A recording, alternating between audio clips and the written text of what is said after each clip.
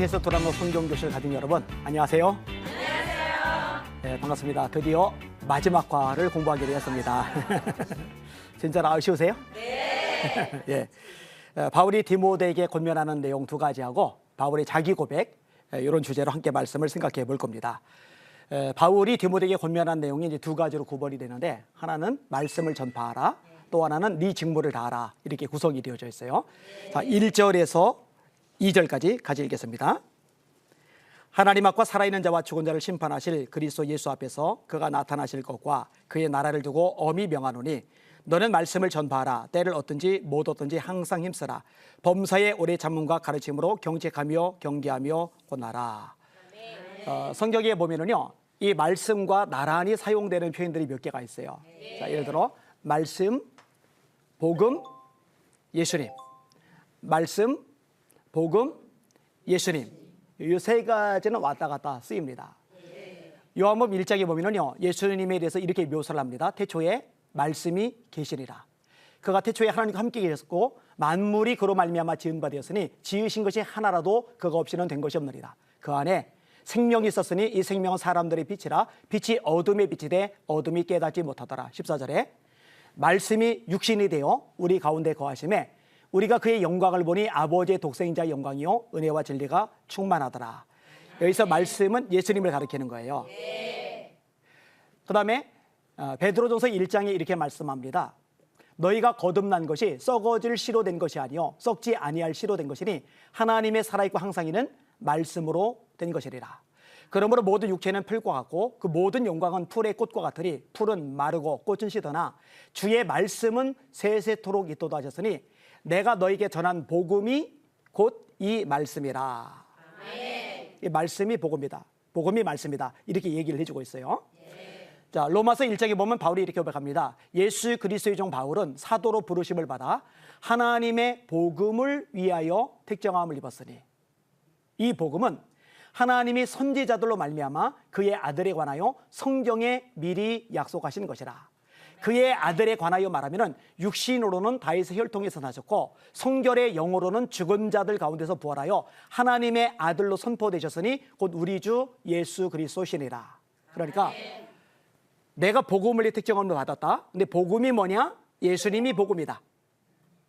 결론이 우리 주 예수 그리스도시니라. 이렇게 끝이 나거든요. 그러니까 말씀이 복음이고 예수님이에요. 복음이 말씀이고 예수님이에요. 예수님이 말씀이고 복음이에요. 그래서 성경에 보면요, 말씀을 전파하라, 복음을 전파하라, 예수를 전파하라, 이 세 가지 내용이 똑같은 의미로 사용이 되고 있는 겁니다. 마가복음 16장 15절에 이렇게 말씀합니다. 너희는 온 천하에 다니며 만민에게 복음을 전파하라. 복음을 전파하라. 믿는 자들에게는 이런 표적이 따르리니 곧 저희가 내 이름으로 새 방언을 말하며 뱀을 집어올리며 귀신을 쫓아내며 무슨 독을 마실죄로 해를 받지 않으며 병든 사람에게 손을 얹어즉 나으리라 하시니라. 예수께서 이 말씀을 마치시고 하늘로 올려지사 하나님 우편에 앉으시니라. 제자들이 나가 두루 전파할세 주께서 함께 역사하사 그 따르는 표적으로 말씀을 확실히 증거하시리라. 15절에는 복음을 전하라고 돼 있는데 그 뒷부분에 보니까 표적으로 말씀을 확실히 증거하셨다. 이 말씀과 복음이 같은 맥락으로 사용되어지고 있는 겁니다. 그러니까 바울이 명령하는 내용이 단순한 거예요. 너 딴 얘기하지 마. 말씀을 전해. 다시 말해 복음을 전해. 너 예수님만 말해. 그 이야기를 하는 거예요. 사실 말씀을 전하는 강단 이 자리는 성공학, 처세술, 인간관계, 상담, 세상적인 잡동사니 이야기, 우스갯소리 하라고 있는 자리가 아니에요. 제가 예전에 이 공부할 때도 그 얘기를 끄집어냈는데 한국의 신자들이 좀 병났어요. 왜 그렇게 웃기는 얘기를 좋아하는지 몰라요. 나는 웃기는 얘기 들으러 교회 가는 거 아니에요. 세상 얘기 들어 온갖 잡동사니 들으러 교회 가는 거 아니에요. 하나님의 말씀을 들으러 가는 거예요. 말씀. 저는 간증이 유효하다고 생각을 해요. 저도 간증을 설교할 때 집어넣어요. 예화가 가치 있다고 생각을 해요. 스펄전 목사님은 예화를 설교의 창이라고 그래요. 창문이 없는 집은 답답해요. 그런데 창문으로 도배를 하면은 집이 너무 추워져요. 또 문제가 생겨요. 유머도 마찬가지예요. 잠깐 웃게 하고 주의를 환기시키는 것으로서 가치가 있지만 간증도 본질이 아니고 예화도 본질이 아니고 유머도 본질이 아니고 본질은 말씀 자체거든요. 그러니까 간증을 얘기해도 유머를 얘기해도 또 예화를 얘기해도 감동을 받을 수 있겠지만 그런 것들 얘기할 때보다 성경 말씀 자체를 풀어줄 때 더 감동받고 더 재미있어 하는 게 좋은 신앙인 거죠. 그렇게 되어야 됩니다. 제가 얼마 전에 광주 지역 통합교단 3개 노회 장로회 연합집회를 인도를 했어요. 한 노회가 276개 교회, 276개의 교회 장로님들이 모인 곳이 이제 한 개 노인데 거기 이제 3개 노예니까 얼마나 많아요. 그러니까 장로님들만 그 넓은 예배당에 꽉 찼어요. 그분들은 뭐 산전수전 다 겪은 분들이죠. 교회 생활 평생 하신 분들이죠. 설교를 얼마나 많이 들었겠어요. 제가요, 야, 이런 분들만 모인 자리니까 신선한 설교, 좀 새로운 설교, 획기적인 설교를 하자 이런 생각 안 해요. 제가 뭐 설교했는지 아세요? 예수님 설교를 했어요. 예수님이 우리 죄를 위해서 십자가에 죽으셨다. 이 십자가에 흘린 피 때문에 우리가 거듭나고 구원받아 영생을 얻게 되었다. 우리가 영생을 얻게 되었을 뿐만 아니라 풍성한 삶도 예수님을 통해 가능하다. 예수님 얘기를 단순하게 전해요. 아니 이미 아는 얘기 아니에요? 이미 뻔한 얘기 아니에요? 그러나 이미 아는 얘기 뻔한 얘기일 수 있지만 그 말씀이 그 복음이 그 예수님이 사실은 엑기스죠. 이 말씀이 바로 전파될 때 사실은 역사가 일어나고 심령이 뒤집어지고 은혜도 능력도 기적도 축복도 경험하게 되는 거거든요. 제가 재미있는 얘기를 들었는데 제가 설교를 하기 전에 장로님들이 마음을 열어야 말씀을 좀 잘 들을 것 같으니까 마음을 열기 위해서 유명한 레크레이션 강사를 불렀대요. 그래서 1시간 동안 막 이렇게 웃고 떠들고 한 다음에 그다음에 제가 이제 설교할 수 있도록 장로님들만 잔뜩 모였으니까. 근데 예배가 끝나고 나서 분위기가 달라졌어요. 내년에 또 와달라고 그러는데 그때는 레크레이션 안 하고 말씀만 더 길게 듣고 싶다고. 근데 그게 맞는 거예요. 바울 사도가 로마서 1장에 이렇게 말합니다. 나는 로마에 있는 너희에게도 복음 전하기를 원하노라. 이 복음은 믿지 않는 사람에게 들어가서 구원받게 만들 뿐만 아니라 이미 믿는 사람들에게 들어갈 때 그 영혼을 소생시키는 능력이 있거든요. 바울이 말하는 거예요. 너는 말씀을 전파하라. 딴 얘기하지 마. 너는 말씀을 전파하라. 근데 이 말씀을 전파라는 명령이 얼마나 강력한 명령인지 이렇게 말합니다. 하나님 앞과 산자와 죽은 자를 심판하실 그리스도 예수 앞에서 엄히 명하노니 너는 말씀을 전파하라. 내가 하나님 앞에서 명령하는 거야.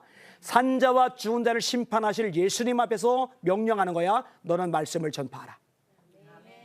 이야기를 끄집어내는 거예요.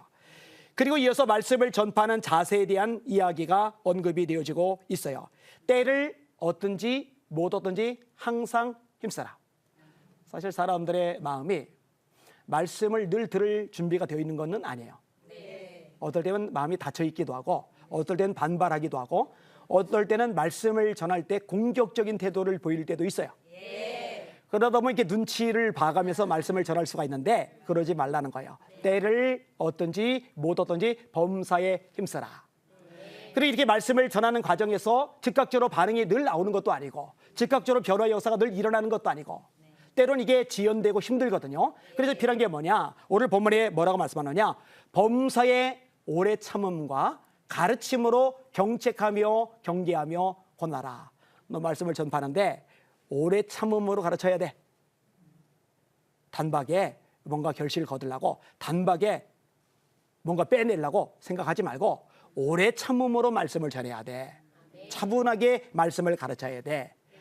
그 말씀 오래 참으면서 전하는 가운데 경책하며 경계하며 권하는 일, 이 일을 네가 해야만 해.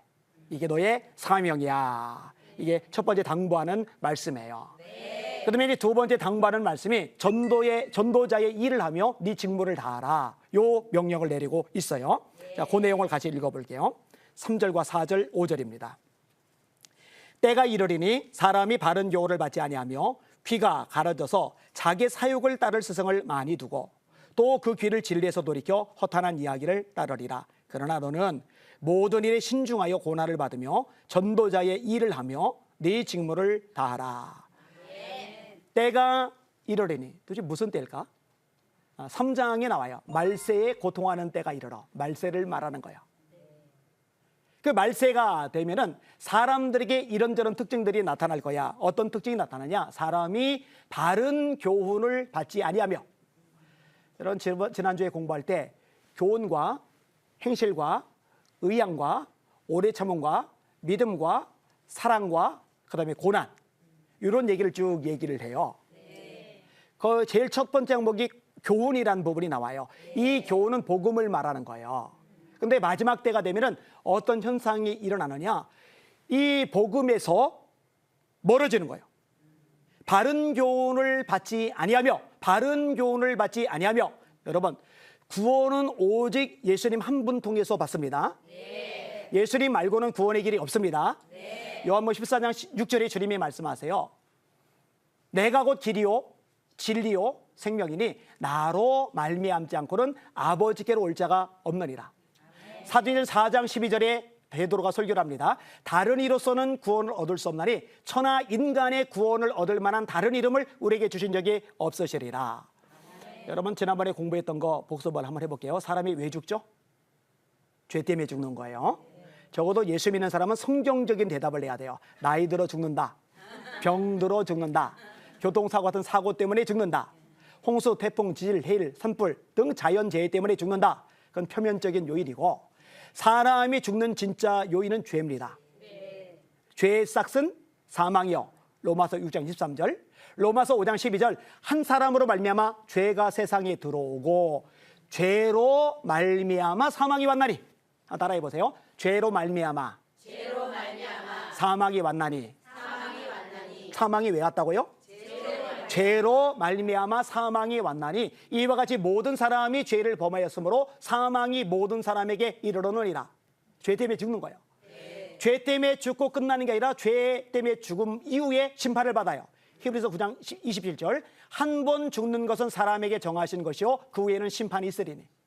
계시록 21장 8절 두려워하는 자들과 믿지 않는 자들과 흉악한 자들과 살인자들과 우상 숭배자들과 점술가들과 거짓말을 지어내는 모든 자마다 불과 유황으로 타는 못에 참여하리니 이것이고 둘째 사망이라. 죄 때문에 죽는데 죄 때문에 심판받는데 죄를 해결해 주지 않고 구원과 천국과 극락을 말하는 종교 사기치는 거예요. 죄를 해결해 줘야 돼요. 이 죄를 해결할 길이 인간에게 없기 때문에 하나님이 예수님을 보내시기로 마음먹으시고 예언하신 거예요. 예수님이 오시는 목적을 이사야가 예언합니다. 그는 실로 우리의 질고를 지고 우리의 슬픔을 당하였거늘 우리는 생각하기를 그가 징벌을 받아서 하나님께 고난을 당한다 하였노라. 그가 찔림은 우리의 허물 때문이요 그가 상함은 우리의 죄악 때문이라. 그가 징계를 받음으로 우리가 평화를 누리고 그가 채찍에 맞음으로 우리가 나음을 입었도다. 우리는 다 양 같아서 그릇 행하여 각기 제 길로 갔거늘 하나님께서는 우리 모두의 죄악을 그에게 담당시키셨도다. 이사야의 중요한 예언이죠. 이 예언의 말씀이 정확하게 예수님을 통해 성취가 됩니다. 마태복음 1장 18절에 이렇게 말씀합니다. 예수 그리스도의 나심은 이러하니라. 그의 어머니 마리아가 요셉과 약혼하고 성령으로 잉태된 것이 나타나더니 그 남편 요셉은 의로운 사람이라 저를 드러내지 아니하고 가만히 끊고자 하여 이 일을 생각할 때에 주의 사자가 현몽하여 가로되 다윗의 자손 요셉아 네 아내 마리아 데려오기를 무서워하라. 그에게 잉태된 자는 성령으로 된 것이라. 아들을 낳으리니 이름을 예수라 하라. 이는 그가 자기 백성을 그들의 죄에서 구원할 자이심이라. 아멘. 그들의 죄에서 구원할 자이심이라. 그러니까 예수님이 오신 목적이 명확하게 나와요. 자기 백성을 그들의 죄에서 구원하시려고. 그 목적 때문에 십자가에서 우리 죄를 짊어지고 대신 죽어 주신 겁니다. 이걸 복음이라고 그러는 거예요.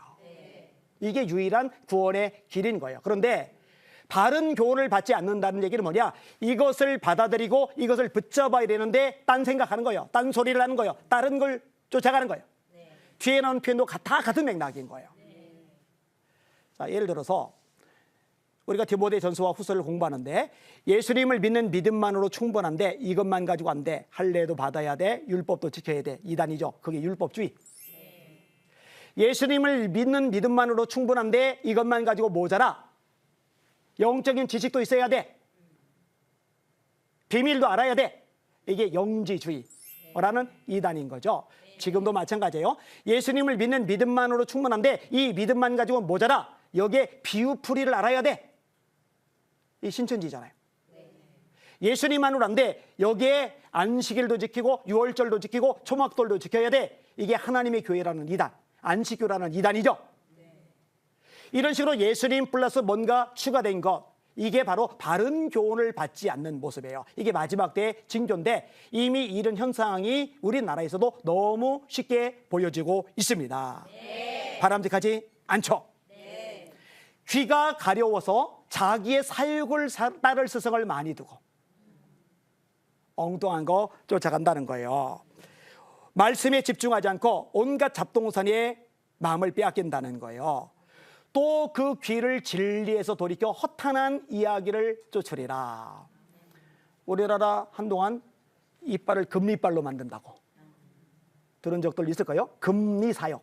그래서 아말감이었는데 기도받은 다음에 보니까 이게 금으로 변했더라. 거기 막 사람들이 막 몰려요. 무한 단물. 안수했더니 그 물만 마시면 병이 고침받는다. 그 기생충이 가득하다고 정부 검사에서 드러나가지고 지금 폐쇄시켰죠. 권능의 손수건. 이거 능력 있는 어떤 목사가 안수한 손수건인데 지금 감옥 가 있는 목사예요. 이 손수건 가지고 아픈 환자에다가 대면은 병고침 받는다. 귀신 들린 사람에게 대면은 귀신 나간다. 팔이 또 늘어나는 거. 여러분 이런 거 뭘 이렇게 좋아해요? 여러분 이런 거 좋아하지 마세요. 말씀 자체를 좋아하세요. 예수님 한 분에게 집중하시길 바랍니다. 이런 바울 사도는 자랑할 것이 굉장히 많은 사람인데 예수님을 만나고 나서 인생이 완전히 뒤집어져요. 이렇게까지 말합니다. 그러나 내게 유익하던 것을 다 해로 여김 뿐만 아니라 모든 것을 해로 여김은 내 주 그리스도 예수를 아는 지식이 가장 고상하기 때문이다.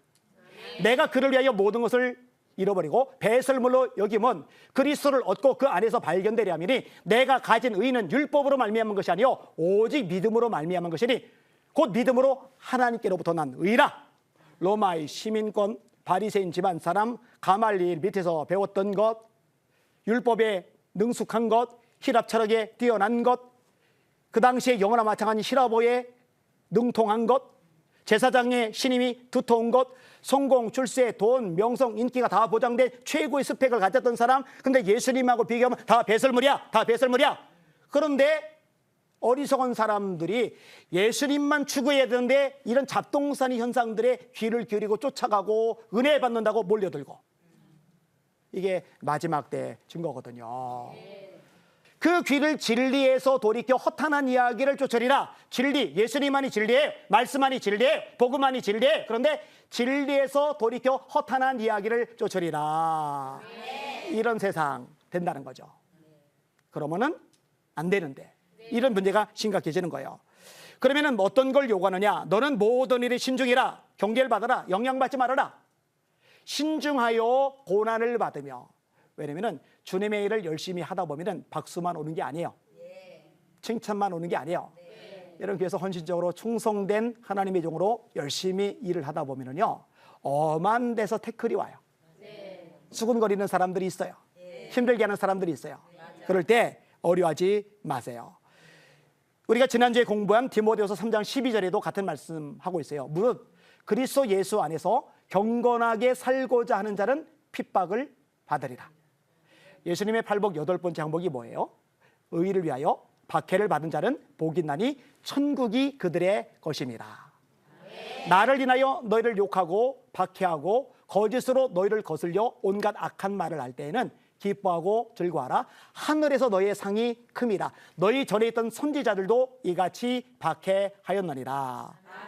디모데야, 너 그런 세상의 흐름에 물들지 말고 신중하게 고난을 받아. 그리고 전도자의 일을 해야 돼. 그리고 네 직무를 다해. 요동하거나 흔들리거나 헷갈리지 말고 네 사명, 네가 맡은 일 있지 거기에 집중하도록 해. 이 두 가지를 바울이 신신당부하는 거예요. 자, 이렇게 디모데한 이야기를 끄집어낸 다음에 이제 자신의 얘기를 줄줄줄줄 하는데 사실 마음이 짠한 부분들이 꽤 나와요. 자, 먼저는 순교를 앞둔 바울의 자세가 언급이 돼요. 6절에서 8절까지 읽을게요. 전제와 같이 내가 벌써 부어지고 나의 떠날 시각이 가까웠도다. 나는 선한 싸움을 싸우고 나의 달려갈 길을 마치고 믿음을 지켰으니 이제 후로는 나를 위하여 의의 면류관이 예비되었으므로 주 곧 의로우신 재판장이 그날에 내게 주실 것이며 내게만 아니라 주의 나타나심을 사모하는 모든 자에게도니라. 전제와 같이 벌써 내가 부어지고 나의 떠날 기약이 가까웠도다. 이 전제, 이거 술을 말하는 건데 제사를 드릴 때 마지막에 술을 부으면 이제 제사가 마무리가 돼요. 술을 부으면서 진행되는 제사를 말하는 거예요. 근데 이게 술이 부어지듯이 자기의 생명, 자기의 전 존재가 하나님께 부어진 바 된다. 그거를 묘사하는 거예요. 전제와 같이 벌써 내가 부어지고 나의 떠날 기약이 가까웠다. 세상을 떠나는 걸 이야기하는 거거든요. 그런데요, 이런 얘기를 하는데 바울의 자기 고백이 참 멋있어요. 나는 선한 싸움을 싸우고 달려갈 길을 마치고 믿음을 지켰다. 선한 싸움을 싸우고 달려갈 길을 마치고 믿음을 지켰다. 젊은 바울이 이제 늙었어요. 로마 감옥에 있어요. 이제 얼마 안 지나서 순교를 당하게 돼요. 이걸 알아요. 근데 자기 삶을 뒤돌아보면서 내가 주를 위해서 더 열심히 살 걸, 내가 깨어서 더 기도할 걸, 내가 더 하나님의 말씀에 집중할 걸, 껄껄껄 하는 게 아니라 달려갈 길 마쳤다. 선한 싸움 싸웠다. 믿음을 지켰다. 후회 없는 고백을 하고 있어요. 참 멋진 고백이죠. 고백이에요. 여러분, 제가요 한때 너무너무 좋아하고 인생의 롤 모델로 삼았던 사람이 세례 요한입니다. 이 세례 요한은 제사장 집안, 좋은 집안의 아들로 태어났는데 젊은 시절을 전혀 재미없게 보내요. 이스라엘에 나타나는 날까지 빈들이 있으니라. 10대의 나이를, 20대의 나이를 광야에서 보냈어요. 여러분, 젊은 세대는 도시를 좋아합니다. 먹거리를 좋아합니다. 재미있는 걸 좋아합니다. 광야 너무너무 재미없을 거예요. 자, 그렇게 젊은 세월을 광야에서 보낸 다음에 선택한 직업이 뭐냐? 참 안타깝게도 전망이 불투명한 직업, 들판 설교자. 자, 들판 설교자로 열심히 말씀을 전하는데 권력자 헤롯의 눈밖에 나와요. 헤롯이 동생 빌립의 아내 헤로디아를 아내로 맞이해요. 폐륜이 벌어졌어요. 근데 권력자니까 힘 있으니까 겁먹고 다 입 다무는데 세례요한이 대놓고 직격탄 날리는 거예요. 그 죄라고. 미운 들배기예요. 감옥에 갇혔어요. 자, 헤로디아도 앙심이 지금 꽉 차 있는 상태예요. 근데 헤로디아의 딸이 헤롯이 연잔치에서 춤을 췄는데 헤롯이 술기운에 그랬는지 그 딸 보고 너 원하는 거 내가 다 들어줄게. 그러니까 이 딸아이가 엄마한테 쫄래쫄래 가서 엄마, 왕께서 손 다 들어준다는데 뭐 달라고 그럴까? 근데 금은 폐물이 아니라 땅덩어리가 아니라 그 세례요한 그 모가지 잘라서 쟁반에 담아달라고 그래. 그래서 형편없는 여자 하나 때문에, 정말 가치 없는 여자 하나 때문에 이 위대한 하나님의 종이 30대 초반에 목이 잘려서 접시에 쟁반에 담겨졌어요. 장가를 안 갔어요. 이세가 없어요. 결국 대가 끊겼어요. 근데요, 이 모습이 저한테는 너무너무 매력적인 거예요. 야, 이렇게 살다가 죽으면 좋겠다. 특별히 예수님이 뭐라 하시느냐? 여자가 낳은 자 중에 세례 요한보다 큰 이가 없다. 세상에 여자가 낳지 않은 사람 어디 있어요? 저 평생 살면서 남자가 낳은 아이를 본 적이 없거든요. 그러니까 세상에 존재하는 모든 사람 가운데 가장 위대한 사람이 세례 요한이다라고 예수님이 칭찬하셨잖아요. 여러분, 예수님이 그런 칭찬하시면 그걸로 끝이죠. 야, 나도 저렇게 살다가 저런 칭찬 받았으면 좋겠는데, 근데 이미 틀렸어요. 세례 요한은 30대 초반에 순교당했는데 저는 벌써 51가 돼버렸어요. 그래서 타켓을 바꿨어요. 노년까지 감옥살이하다 순교당한 바울로 바꾼 거예요. 이제 30 넘어갔으니까, 50대가 됐으니까 바울처럼 나중에 나도 죽음을 앞둔 것을 예감한 채 내가 선한 싸움을 싸웠어. 달려갈 길 다 달렸어. 내 믿음을 잘 지켰어. 이렇게 고백할 수 있다면 얼마나 좋을까. 저희 소원 중에 하나입니다. 이왕이면 여러분들로 그런 고백하셨으면 좋겠어요. 자, 이렇게 살았으니 소망이 꽉 차 있는 거예요. 상급받을 것을 고백하는 거예요. 이제 후로는 나를 위하여 의의 면류관이 예배되었으므로 주 곧 의로우신 재판관이 그날에 내게 주실 것이니 내게만 아니라 주의 나타나심을 사모하는 모든 자에게도니라.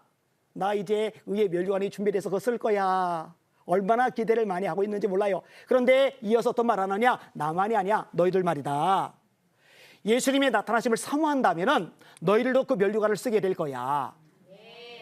여러분, 예수님의 나타남을 사모한다는 말은 뭐냐면 예수님의 재림을 기다린다는 말이에요. 여러분, 예수님 다시 오시는 거 믿으시죠? 예수님에 대한 예언이 5가지로 정리돼요. 예수님의 탄생, 삶과 사역, 고난과 죽음, 부활과 승천, 재림. 예수님의 탄생, 미가서 5장 2절 베들레헴에서 태어날 것. 이사야 9장 6절 한 아기로 태어날 것. 이사야 7장 14절 여자에게서 태어날 것. 남자의 후손이 아니라.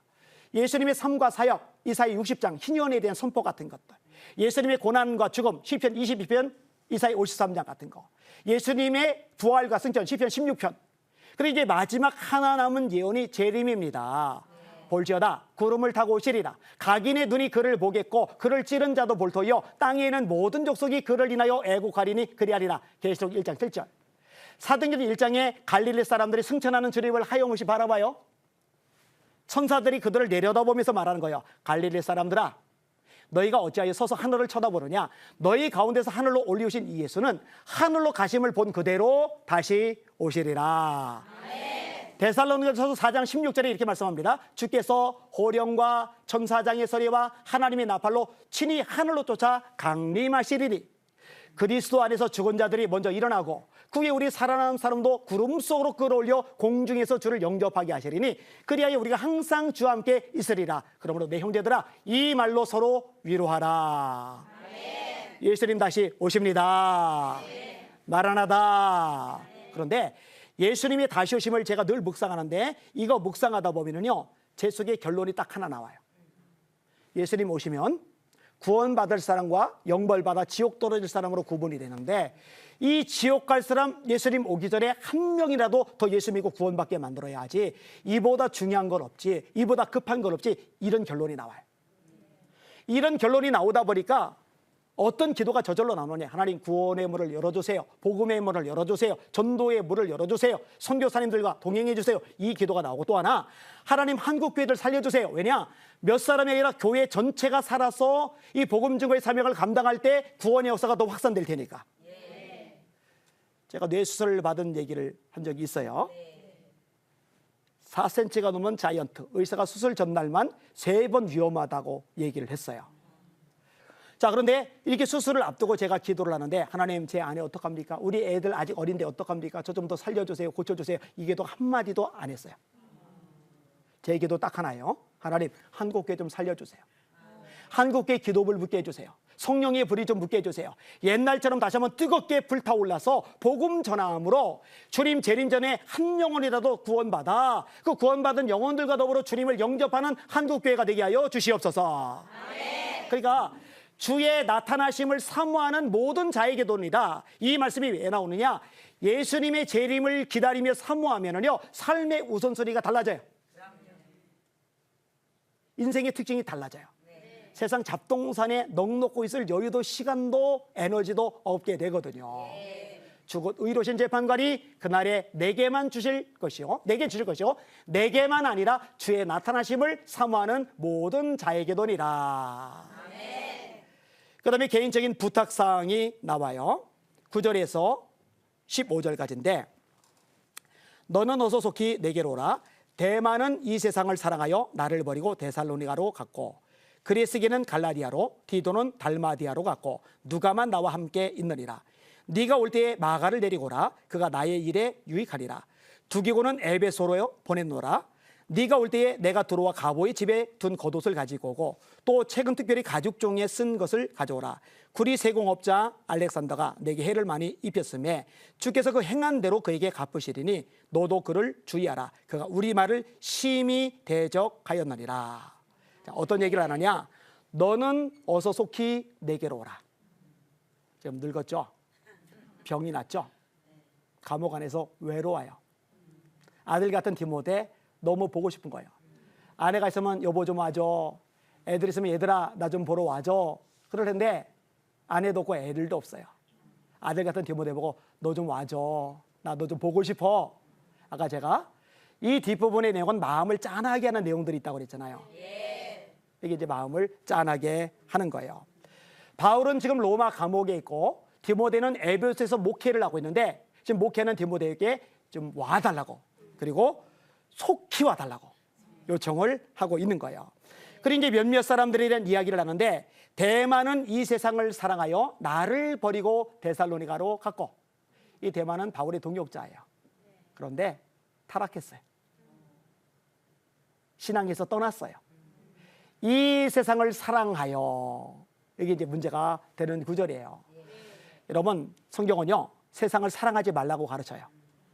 이 세상이나 세상에 있는 것들을 사랑하지 말라. 누구든지 세상을 사랑하면 아버지의 사랑이 그 속에 있지 아니하니, 이는 세상에는 모든 것이 육신의 정욕과 안목의 정욕과 이생의 자랑이니 다 아버지께로부터 온 것이 아니요 세상으로부터 온 것이라. 이 세상도 그 정욕도 다 지나가되 오직 하나님의 뜻을 행하는 사람은 영원히 거하느니라. 이 세상 것들 지나갈 것들이거든요. 사라질 것들이거든요. 불타버릴 것들이거든요. 그러니까 사랑하지 말라고 말씀하시는데, 바울의 동역자라고 인정까지 받던 데마조차도 이 마음을 못 지킨 거예요. 사실 놀랍게 귀하게 쓰임 받다가 이상해지는 분들도 가끔 있어요. 왜 그러냐? 세상을 사랑하는 마음이 틈탔는데 그거를 차단을 못했기 때문에 생기는 안타까운 사건이거든요. 근데 그런 주의 종들, 목회자들만 아니라 성도들도 똑같아요. 이 세상 사랑하는 마음과 싸워 이기시길 바랍니다. 사실 이기는 비결은 단순해요. 세상보다 예수님을 더 사랑하면 됩니다. 예수님을 제대로 바라보면 됩니다. 사실 네온사인이 아무리 알록달록 예쁘고 화려하고 찬란해도 태양이 뜨면은 하나도 안 예쁘거든요. 그러니까 우리 눈이 예수님께로 고정되어 있으면 그 빛 앞에서 세상 것들이 빛을 잃는데, 주님께 고정하지 않은 채 다른 것들의 작동선에 눈이 돌아가니까 그것들이 매력적으로 멋있게 마음에 들게 작용을 하는 거거든요. 자, 그 다음에 그리스계는 갈라디아로. 이 그리스계는 누군지 알 길이 없어요. 오늘 본문에만 이렇게 등장하고 끝이에요. 그 다음에 디도는 달마디아로 가고, 이 디도는 바울을 도와서 예루살렘에 함께 방문했던 인물입니다. 바울의 동역자입니다. 누가만 나와 함께 있느니라. 이 누가는 유명해요. 훌륭한 의사입니다. 그 다음에 누가복음의 저자입니다. 그리고 사도행전의 저자입니다. 그래서 누가복음과 사도행전을 누가 문서라 이렇게 말하기도 하는데, 누가라는 한 사람이 지었기 때문에 그렇게 말하는 거예요. 그리고 바울의 2차 여행과 3차 여행에 동참하기도 했습니다. 다 지금 떠나가 버렸고 누가만 나와 함께 있어, 이런 얘기를 바울이 끄집어내는 거예요. 네가 올 때에 마가를 데리고 오라. 그가 나의 일에 유익하리라. 이 마가는 바울과 사연이 좀 있어요.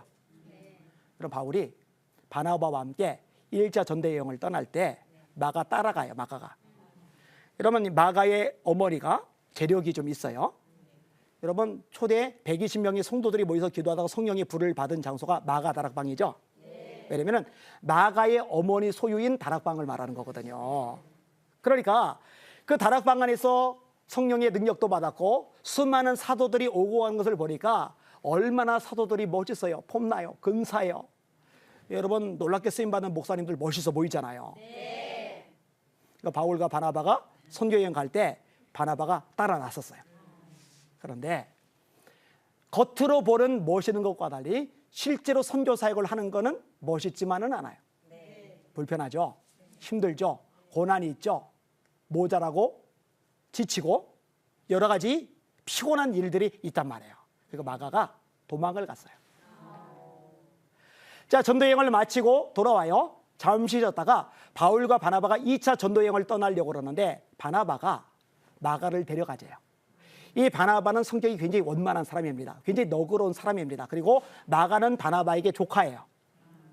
근데 바울은 엄격해요. 단호해요. 우리를 버리고 도망간 자 같이 데려가자고? 안 돼. 못해. 그래서 바울과 바나바 사이에 심한 다툼이 벌어져요. 둘이 결별을 해요. 그래서 바나바는 마가를 데리고 전도여행을 떠나고 바울은 실라를 데리고 전도여행을 떠내요. 빌립보 감옥에서 왜 바울과 바나바가 아니라 바울과 실라가 매를 맞고 갇히느냐? 결별을 했기 때문에 바나바가 아닌 실라가 거기에 끼어져 있는 거거든요. 자, 이 마가가 세월이 지나면서 변화가 된 거예요. 성숙해진 거예요. 그래서 오늘 본문에 뭐라고 얘기하느냐? 네가 올 때 마가를 데리고 오라. 마가가 나의 일에 유익하니라. 바울도 마가도 회복이 된 거예요. 자, 이 마가는 누구냐? 하나 더 달아야 돼요. 마가복음의 저자예요. 그렇게 연결이 되는 겁니다. 자, 그다음에 어떤 언급이 나오느냐? 두기고는 에베소로 보내었노라. 바울이 신뢰하던 동역자죠. 이방인이 모은 구주의 헌금을 바울과 함께 예루살렘에 전달했던 인물이 이 두기고입니다. 바울이 기록했던 에베소서하고 골로새서를 에베소 교회에 골로새 교회에 전달해 주는 심부름꾼 역할을 했던 사람이 요 두기고입니다. 그러니까 이런 여러 인물들에 대해서 바울이 디모데에게 주저리 지금 이야기를 끄집어 낸 거예요. 그다음에 나오는 요청이 있는데, 네가 올 때에 내가 드로와 가보의 집에 든 겉옷을 가지고 오고. 드로와 가보도 사람 이름인데 누군지 몰라요. 여기만 등장을 해요. 그 집에 바울의 겉옷이 있어요. 그거 갖다 줘. 왜 갖다 달라고 했을까요? 로마 감옥이 있는데 추워요. 마냥 떨고 있을 수가 없잖아요. 그래서 디모데야, 겉옷 좀 갖다 줘. 그거 걸치고 추위를 좀 모면하려고 부탁을 하는 거예요. 또 하나 갖다 달라고 부탁하는 게 있는데, 네가 올 때에 내가 드로와 가보의 집에 든 겉옷을 가지고 오고, 또 하나는 또 책은 특별히 가죽 종이에 쓴 것을 가져오라. 여러분들은 감사하셔야 되는데, 종이가 개발이 된 것에 대해서. 그러니 성경이 이렇게 가벼워지는 거예요. 이 당시는 종이가 없어요. 그래서 산양, 송아지 가죽에다가 글을 써요, 이렇게. 그러면 가죽 한 장에 얼만큼의 글을 쓰겠어요? 이 종이에 인쇄하듯이 이렇게 작은 글씨는 못 씁니다. 가죽에다가 글을 쓰려면 글씨는 커져요. 그다음에 가죽 한 장과 종이 한 장은 두께가 달라요. 마태복음 한 권만 해도 이거 두께 나올 거예요. 아무튼 그 가죽 종이에 쓴 거 구약 성경으로 이 주경학자들이 해석을 하는데, 그거 좀 가져다 줘. 로마 감옥에서 겉옷 갖다 주면은 추위를 모면할 수가 있고, 가죽 성경 가져다 주면은 말씀을 더 깊이 묵상할 수가 있으니까 그 이야기를 끄집어내고 있는 겁니다. 그다음에 한 사람에 대한 경계를 하는데, 구리 세공업자 알렉산더가 내게 해를 많이 입혔음에, 이 구리 세공업자, 구리만이 아니라 금속을 세공하는 직업을 가진 사람을 말하는 거예요. 이 사람은 원래 예수 믿던 사람인데 타락했어요. 타락을 하고 나서 원래 안 믿던 사람보다 예수 믿다 타락한 사람이 교회를 더 핍박하잖아요. 그런 짓을 저지르고 있는 거예요. 그러면서 하나님께서 갚아줄 것을 이야기해요. 주께서 그 행한 대로 그에게 갚으시리니. 바울 스스로가 보복할 생각은 없어요. 그건 성경의 원리가 아니에요. 너희가 친히 원수를 갚지 말고 진노하심에 맡기라. 기록하였으되 원수 갚는 것이 내게 있으니 내가 갚으리라고 주께서 말씀하시리라. 이 바울은 말씀의 원리를 철저하게 지키는 사람이니까 주께서 갚아줄 거야. 그런데 너도 조심은 해야 돼. 경계를 해. 그 이야기를 끄집어내는 겁니다. 그 다음에 나오는 부분은 뭐냐? 바울의 천국에 대한 소망이 나와요. 16절에서 18절까지 읽을게요.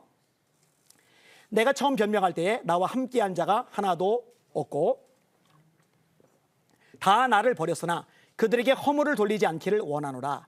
주께서 내 곁에 서서 나에게 힘을 주심은 나로 말미암아 선포된 말씀이 온전히 전파되어 모든 이방인이 듣게 하려 하심이니 내가 사자의 입에서 건짐을 받았느니라.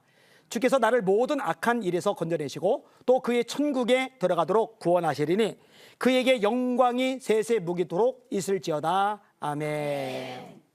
마음 짠한 얘기가 또 나와요. 나와 함께한 자가 하나도 없고 다 나를 버렸어. 로마에 갔어요. 감옥에 갇혔어요. 근데 감옥에 와서 위로해 주는 사람이 없는 거예요. 사식을 넣어주는 사람도 없는 거예요. 재판을 받을 때 바울 편에 서서 바울 죄진 거 없어요 라고 변명해주고 나서주는 사람도 없는 거예요. 그러니까 다 나를 버렸다라는 표현이 나와요. 버렸다. 다 나를 버렸다. 얼마나 짠해요. 그런데 그들에게 허물을 돌리지 않기를 원하노라. 디모데복 하는 말이에요. 다 나를 버렸지만 디모데야, 그들에게 허물을 돌리지는 마라. 이 바울은 자신이 가르치는 것을 자신이 실천해요. 빌립보서 4장 5절에 모든 사람에게 관용을 나타내라. 주께서 가까우시니라. 이 모든 사람은 나에게 잘하는 사람뿐 아니라 못되게 하는 사람, 나에게 친절한 사람뿐만 아니라 쌩하는 사람, 나에게 사랑을 베푸는 사람이 아니라 배은망덕한 사람. 다 나를 버렸다. 그런데 그들에게 허물을 돌리지는 마. 관용을 베푸는 거죠. 자, 그러나 이 와중에 참 멋있는 모습이 나오는데 주께서 내 곁에 서서 나에게 힘을 주심은 주님을 바라보는 거예요. 주님이 내 곁에 서 계시다는 거 이걸 기억하고 있는 거예요. 여러분 성경을 보니까요. 창세기부터 계시록까지 이런 표현이 계속 나오더라고요. 예레미야 20장에 보니까 조롱, 치욕, 모욕, 비방을 당해요. 친구들로 등 돌렸어요. 그런데 이렇게 고백합니다. 그러하오나 여호와는 두려운 용사 같으시며 나와 함께 하시는 고로 나를 박해하는 자가 나를 이기지 못할 것이며 뭘 떠올리느냐? 하나님 나를 함께 하시지. 요거 떠올려요. 다윗이 시편 23편 4절에 고백해요. 내가 사망의 음침한 골짜기로 다닐지라도 사망, 음침, 골짜기, 안 좋은 심상이 세 개나 섞인 19절이에요. 인생의 밑바닥 최악을 걸어가요. 그런데 두렵지 않아요. 내가 사망의 음침한 골짜기로 다닐지라도 해를 두려워하지 않을 것은 주께서 나와 함께 하심이라. 오늘 본문의 바울도 주께서 내 곁에 서서 나에게 힘을 주심은 성경의 위대한 인물들은 다 동일해요. 하나님이 함께 하심을 경험하는 거예요. 사드락, 메삭, 아벳느고가 풀무불에 떨어졌는데 셋 집어넣는데 4명째 누가 또 들어갔어요. 하나님이 함께 하시는 거예요. 다니엘이 사자굴 속에 던져졌는데 하나님이 사자굴에 함께 하시는 거예요. 예수님이 뭐라 하세요? 볼지어다 내가 세상 끝날까지 너희와 항상 함께 있으리라 말씀하시잖아요. 자, 이런 고백을 하면서 최종적으로 뭐라 얘기하느냐? 주께서 나를 모든 악한 일에서 건져내시고 또 그의 천국에 들어가도록 구원하시리니 그에게 영광이 세세 무궁하도록 있을지어다. 나 결국은 천국 갈 거야. 하나님 나라가 내게 보장되어져 있어. 참 열악한 상황이라 짠하지만 결론은 소망으로 끝이 나는 거예요. 그리고 드디어 마지막 마무리 인사가 나오는 겁니다. 요거는 읽고 정리를 할게요. 19절 브리스가와 아굴라와 및 오네시보로의 집에 문안하라. 에라스도는 고린도에 머물러 있고 드로비모는 병들어서 밀레도에 두었노니 너는 겨울 전에 어서 오라. 으블로와 부데와 리노와 글라우디오와 모든 형제가 다 네게 문안하느니라. 나는 주께서 네 심령이 함께 계시기를 바라노니 은혜가 너희와 함께 있을지어다. 아멘. 지금 디모데가 알고 있는 사람들 쭉 얘기하면서 이 사람들이 너에게 문안 인사를 하고 있어. 이렇게 편지의 마지막 마무리를 하는 겁니다. 자, 전체적으로 정리를 하겠습니다. 바울이 디모데에게 명령을 하는 거예요. 2가지. 너는 말씀을 전파해야 돼. 딴소리 하지 마. 고난당할 때 전도자 일을 하며 네 직무를 다해야 돼. 집중해. 디모데야, 내가 지금 외로운 상황이긴 해. 여러 가지 열악한 처지에 놓여 있기는 해. 내 곁에 아무도 없어. 그러나 주님이 나와 함께 하시오. 그리고 난 천국에 들어갈 거야. 의의 별관이 예비되어서 내게 씌워줄 거야.